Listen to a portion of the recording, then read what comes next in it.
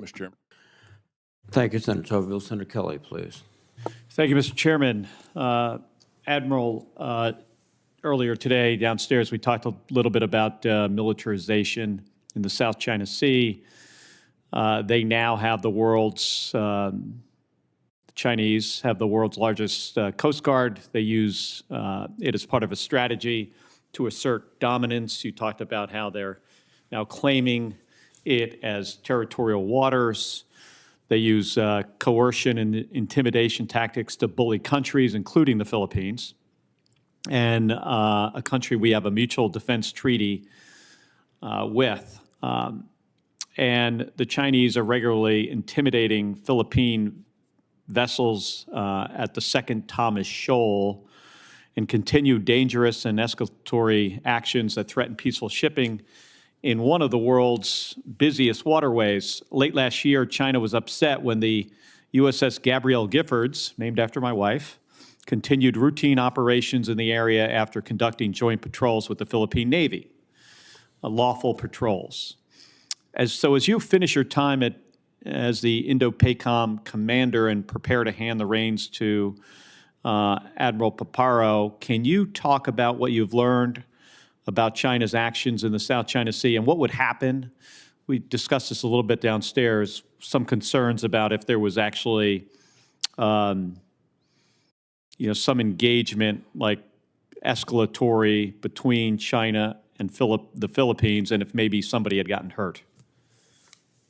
Yes, Senator. So again, we continue to articulate that Article 5 of the Mutual Defense Treaty applies if as our allies, the Philippines, were to be attacked, and then that would change a bit of the scope of what's happening there at Second Thomas Shoal. So I articulate that the bullying behavior is broad and it's across the region, from India to the Malaysia to Vietnam, all across the region. And I think that it would be beneficial for China to be able to interweave into the international order that all countries have defined.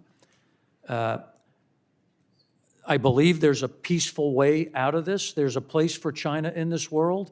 They're just going to have to understand that the nations of the globe require a set of international standards and behaviors that are acceptable, and what they're executing now is not.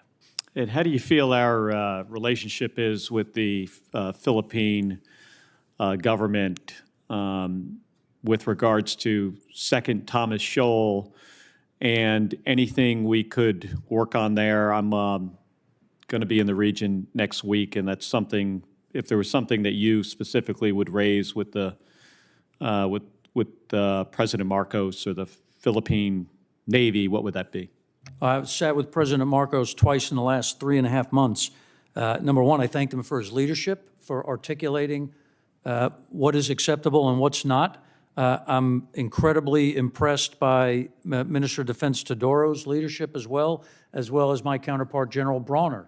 So they are fighting for their sovereignty. They're fighting for the international rules-based order, and we continue to support them both in legal domains, in the information space, and in the military space as we execute joint patrols and other cooperation activities in the form of maritime domain awareness.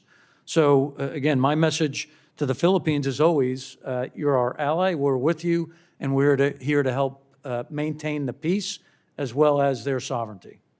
And just for my own, personal information, what's going on around Scarborough Shoals? I used to spend a lot of time down there when I was in Westpac. Is there similar Chinese activity in that area? There's absolutely similar coercive and actions being taken to prevent Philippines from being able to fish there and operate in that vicinity. All right. Thank you, Admiral. Thank you, Mr. Chairman. Thank you, Senator Kelly. Senator Schmidt, please. Thank you, Mr. Chairman. And both of you, thank you for your